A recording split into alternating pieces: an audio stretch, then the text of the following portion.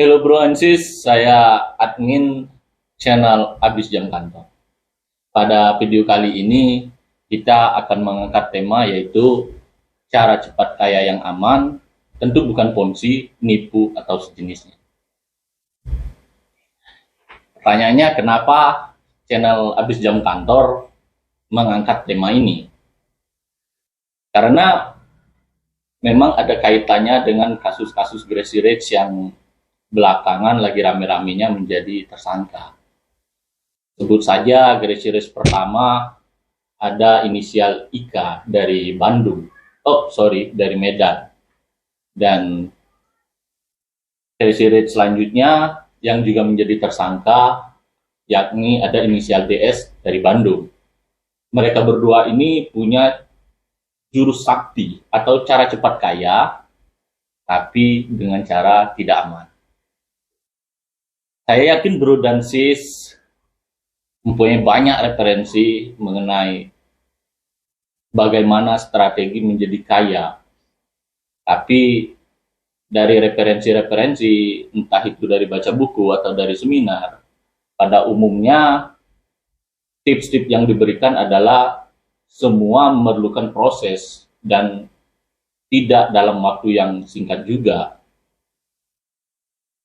Cara-cara menjadi kaya yang aman dan tidak melanggar hukum ini tak jarang membutuhkan modal yang besar, yang tidak sedikit, yang barang tentu memiliki risiko mengalami kerugian.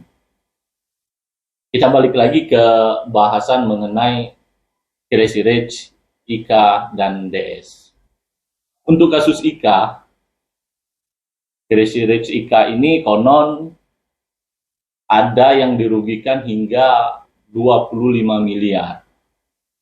Wow, bukan angka yang terbilang kecil, terutama bagi saya tentunya. Sedangkan untuk kasus Gracie Rich dengan inisial DS, konon jumlah korbannya lebih dari 25.000 orang. Tragis memang. Bisa dibayangkan tuh gimana nasib para korban.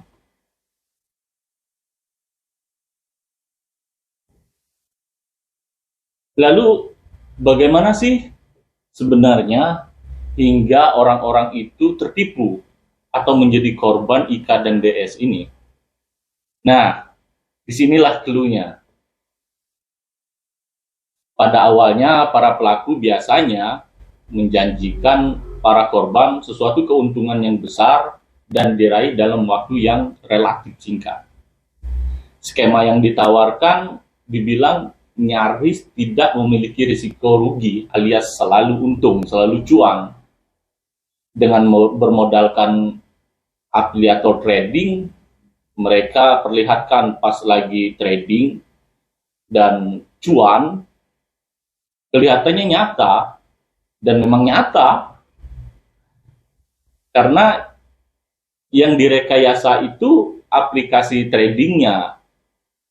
Lalu dengan iming-iming tersebut dan dipameri hasil kesuksesannya dengan membeli mulai dari pakaian, baju, celana, hingga supercar, yang kata Ika itu memiliki jargon khasnya dia itu murah banget. Dengan festivalisasi yang dilakukan oleh para pelaku sampai-sampai mereka ini mendapat gelar yang mulia Gracie Rich. Yang kata-kata ini belakangan memang populer. Belum lagi atribut sosial yang mengasosiasikan dirinya sosok dermawan, cerdas, masih muda, sudah kaya raya, dan sebagainya. Banyak orang menjadi kagum dan pengen juga kayak seperti IK dan DS ini. Sederhananya, IK dan DS ini untung dari kerugian yang diderita membernya.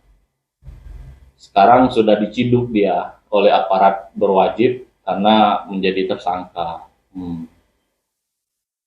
Oleh karena itu, kalau ada orang yang menawarkan kalian bisnis atau investasi atau iming-iming keuntungan yang besar dan cepat, apapun namanya, apapun skemanya, atau siapapun orang yang menawarkan itu, ya jangan buru-buru percaya, karena bisa jadi Anda adalah calon mangsa dari orang-orang seperti Ika dan DS ini.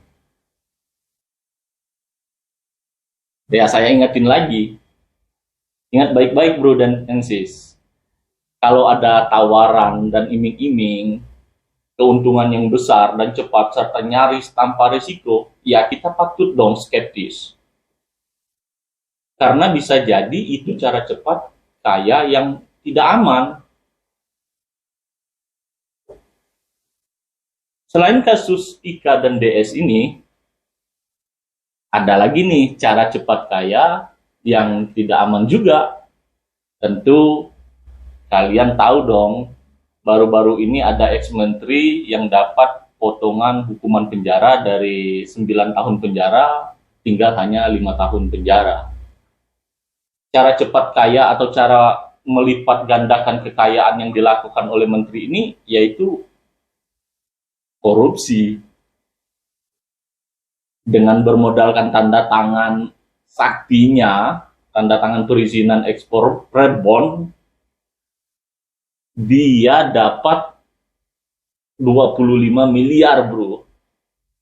Ya, rebon mungkin yang untuk PY itu kali ya. Nah, satu lagi, mantan menteri juga.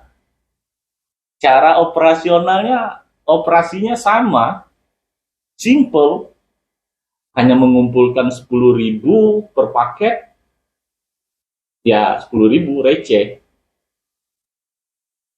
Nasi ayam geprek di Jakarta ya nggak dapat 10.000 bro. Tapi tunggu dulu, 10.000 per paket. Tapi paketnya ada 1,5 juta paket. Berapa tujuannya? Banyak kan? Itu cara cepat dia kaya, atau cara cepat dia melipat gandakan kekayaannya, yaitu korupsi. Kedua mantan menteri ini punya jurus yang sama untuk melipat gandakan kekayaan, ya korupsi tadi. Tapi ini tentu saja juga cara cepat kaya yang tidak aman. Pertanyaannya, jadi gimana sih cara cepat kaya yang aman gitu? Enak benar.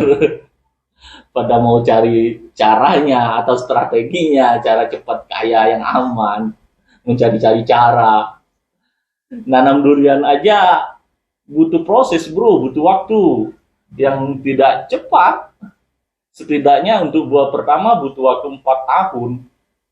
Butuh modal buat lahan, bibit, operasional, mulai dari penanaman hingga perawatan.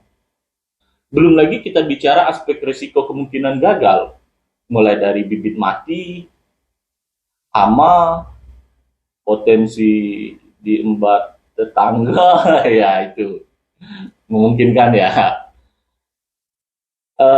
Ya begitulah, butuh proses waktu, butuh modal, dan ada risiko.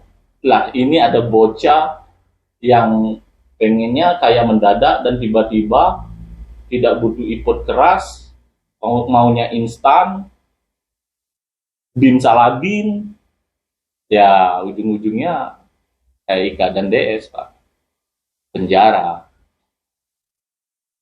Tapi ini beda ceritanya dengan grassroots satu ini, Raffi Ahmad, ya, yang tentu kalian udah pada tahu semua kan ya. Dia ini memang grassroots, dia kaya asli, orang kaya asli. Walaupun saya sendiri tidak tahu 100% ya mainan dia atau cara dia melipat gandakan kekayaan. Tapi memang Raffi Ahmad ini tumbuh dengan proses. tidak instan, butuh waktu panjang, tidak tiba-tiba. Kalau gracie rate ternyata karena privilege, yang memang orang tua bahkan dari kakek buyutnya sudah kaya, ya itu tidak mengherankan. Artinya bukan juga kaya secara tiba-tiba dan bukan juga instan. Tapi kalau ada orang yang pengen jadi crazy rich dengan cara yang instan tanpa proses, ya harus hati-hati. Cara yang ditempuh seperti apa?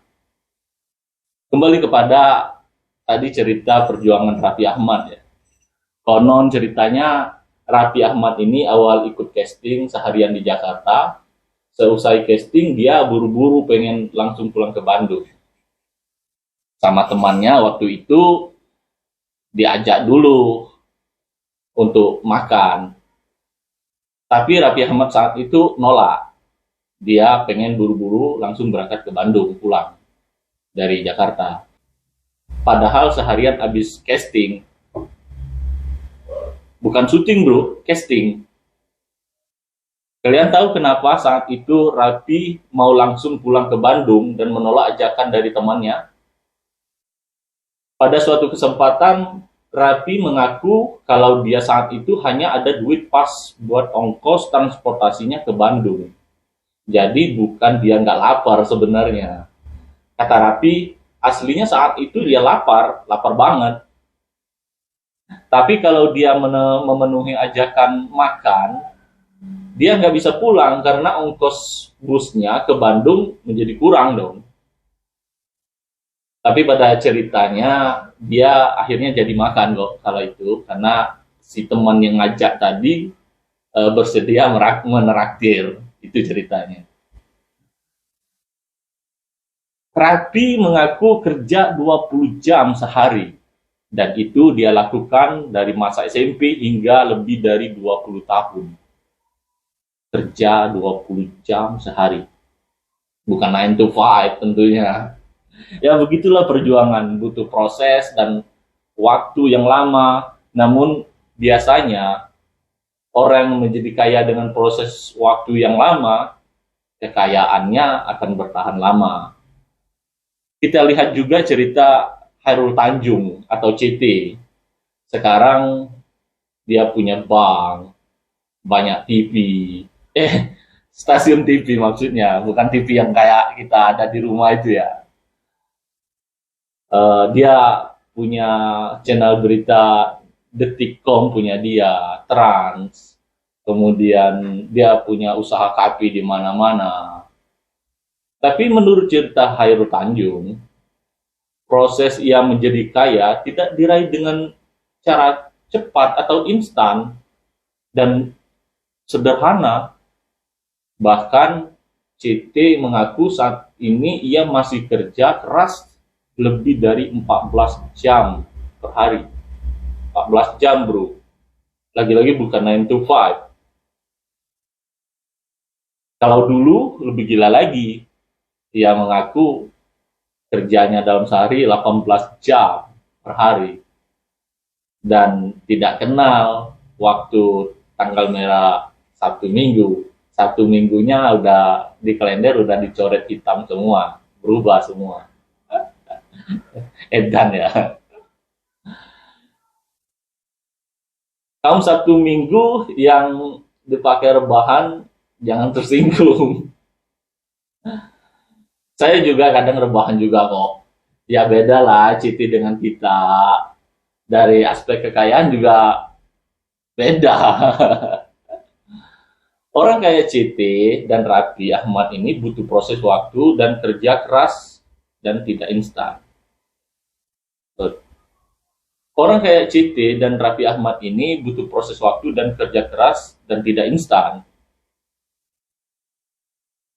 Pun tidak jamin mereka aman. Apalagi kalau ada orang yang bukan anak bangsawan, ningrat, pengen kaya cepat, dan tidak mau proses berjuang keras. Ya hati-hati bro. Biasanya khawatir salah jalan.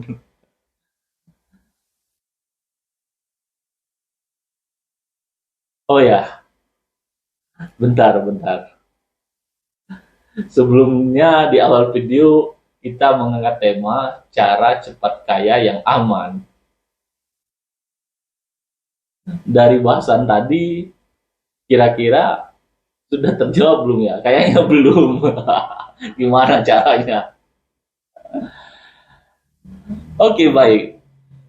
Saya akan segera kasih tahu. Tapi sebelum itu boleh dong video ini di-share biar orang-orang tidak juga menjadi korban dari orang-orang seperti Ika dan DS ini. Sekarang saya ingin kasih tahu jawaban cara cepat kaya yang aman adalah ya tidak ada. Tidak ada cara cepat kaya yang aman. Ya itu jawabannya. Masih nggak percaya? Ya serius. Jawabannya tidak ada cara cepat kaya yang aman. Semua butuh proses, butuh waktu. Kalau mau cepat kaya, bisa. Caranya banyak. Tapi tidak aman. Itu. Terima kasih.